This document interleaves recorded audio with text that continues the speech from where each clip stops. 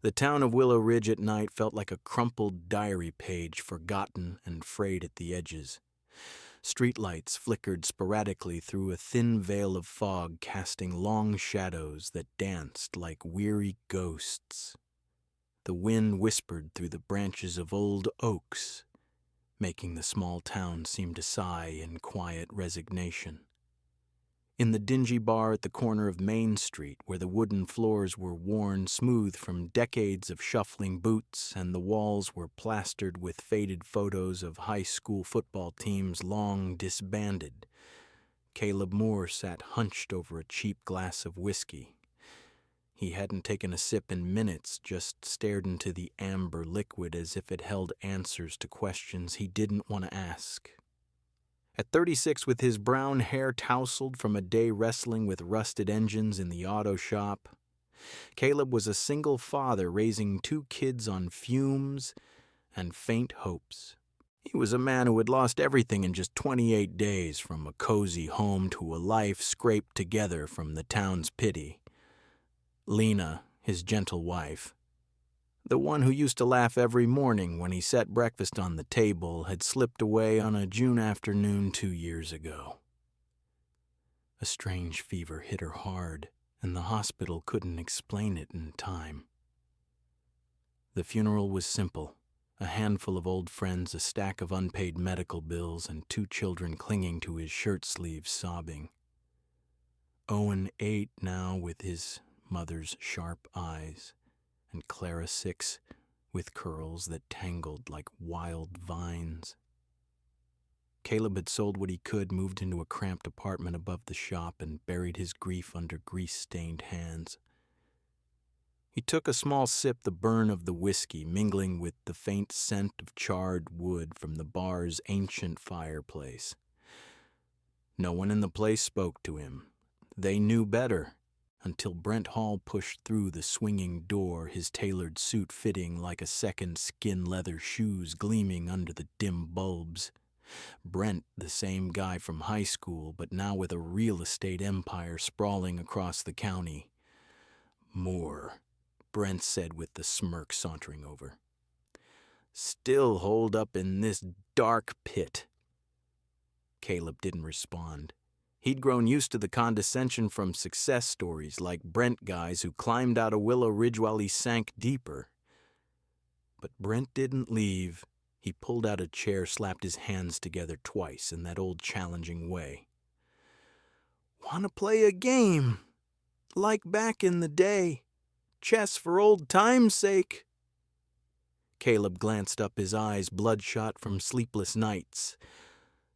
No fire left in them, just exhaustion holding up the frame of a father. Brent leaned back, crossing his arms. "If you win, I'll clear some of that petty debt of yours, 10 grand. But if you lose..."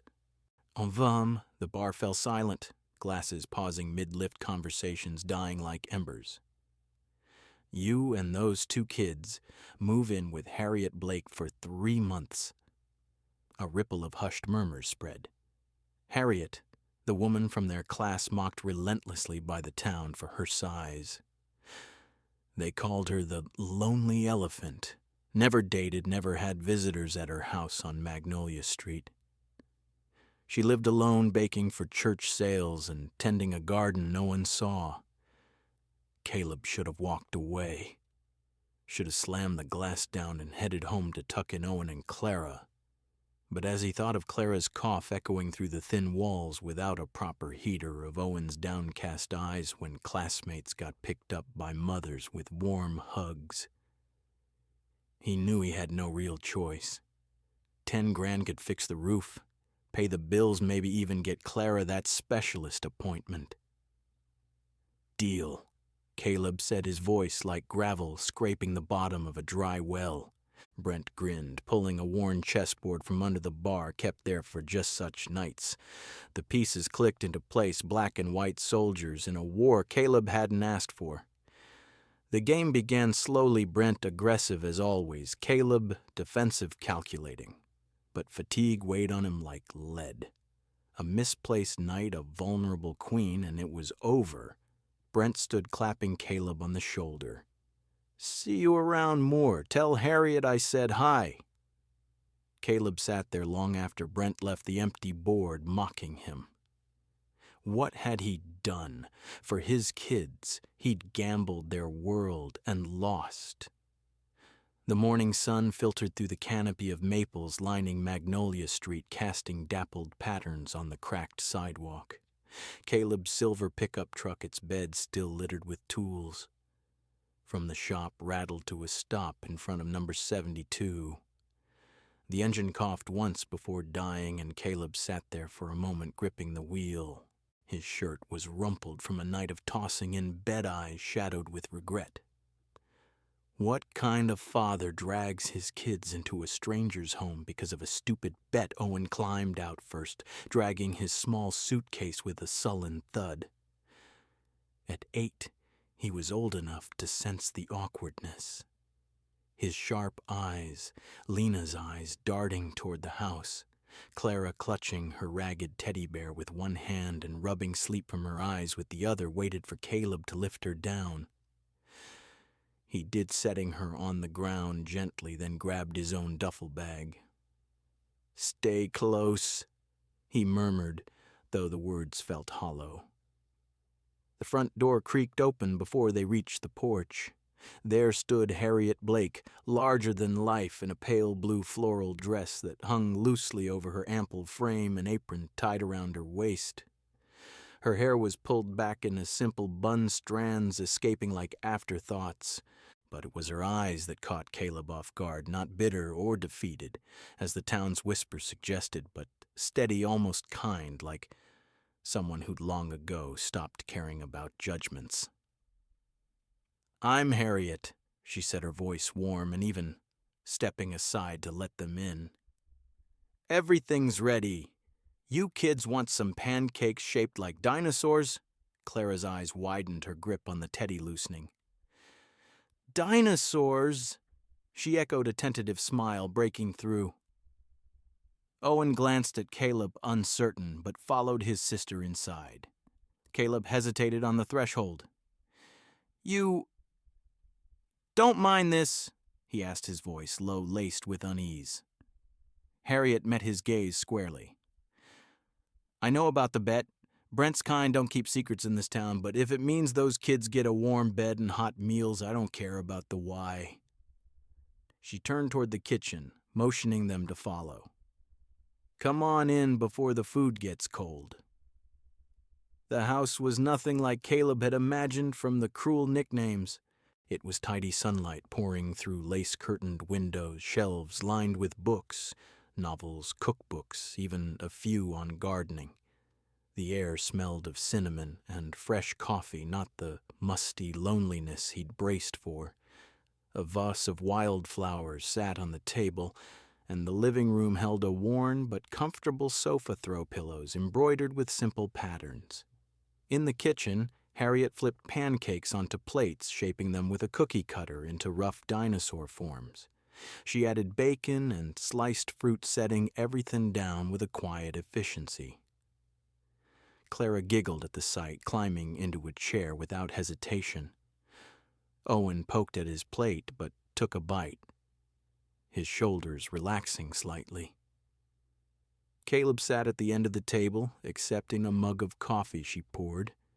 It was strong, just how he liked it, though he hadn't said a word.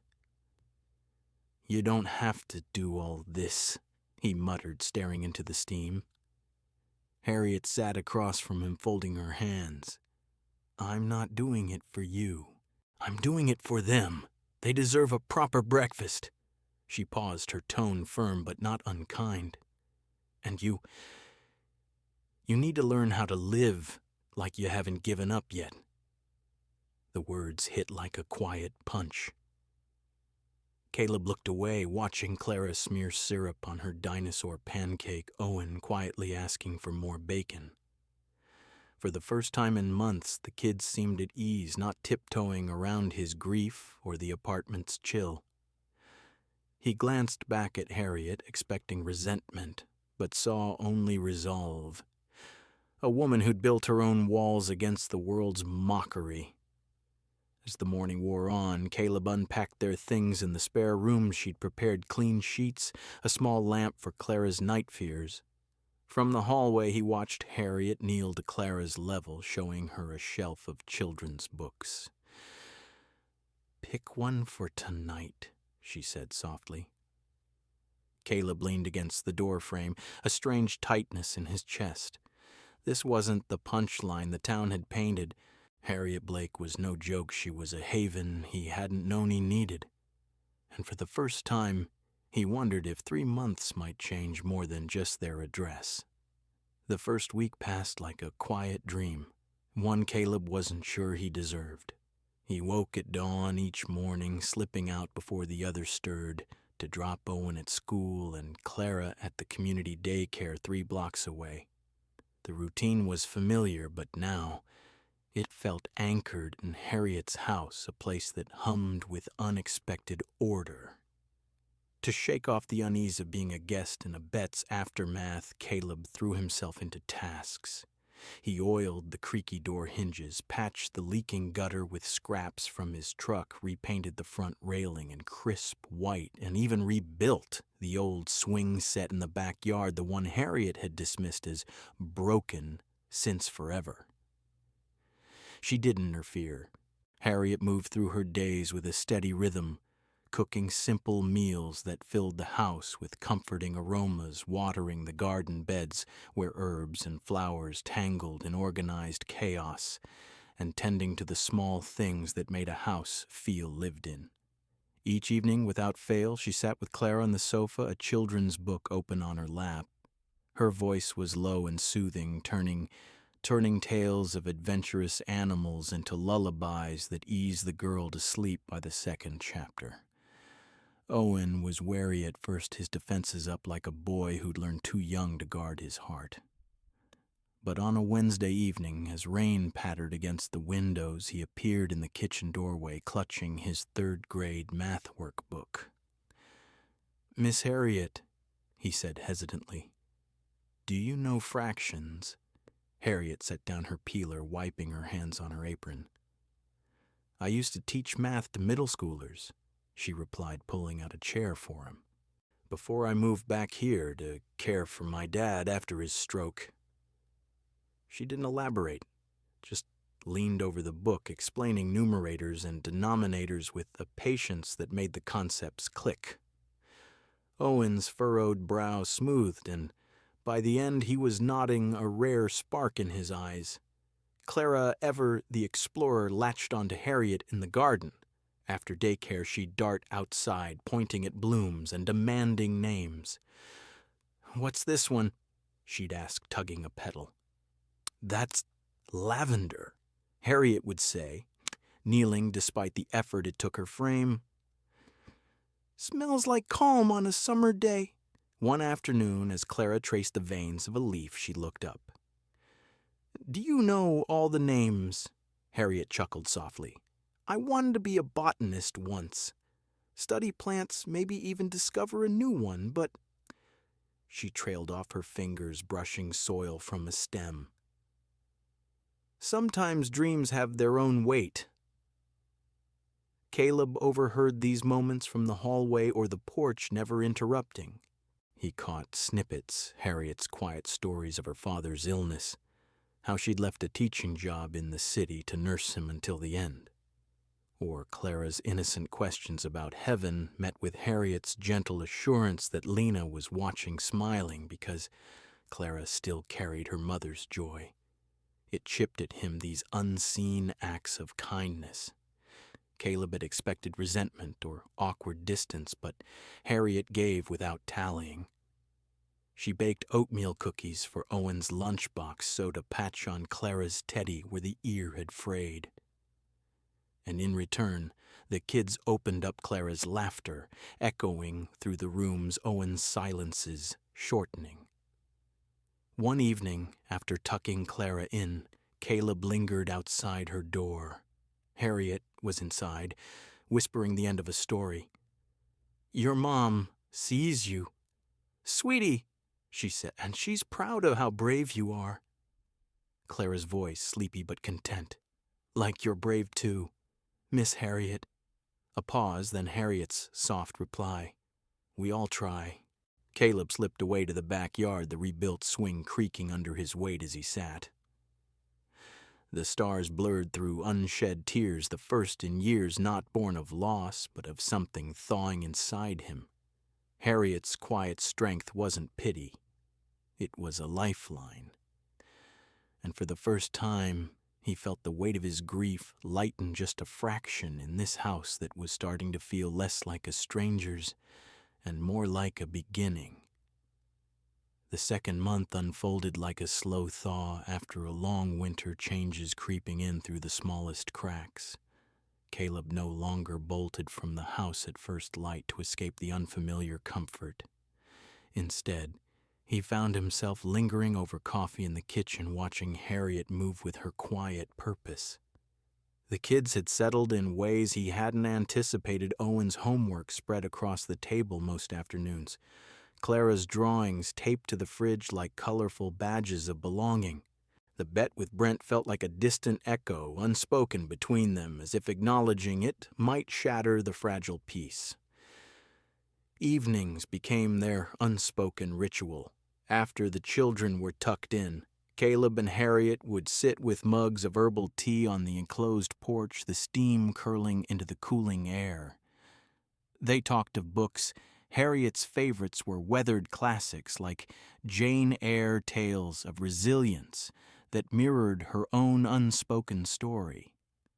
Caleb shared snippets of high school memories, the pranks and dreams that had faded under the weight of adulthood. They skirted around the bet, focusing instead on half-forgotten aspirations, his old desire to restore classic cars, hers to travel beyond Willow Ridge's borders. One rainy night, as thunder rumbled distantly and sheets of water blurred the windows, they huddled under a shared blanket on the porch swing. The air smelled of wet earth and petrichor.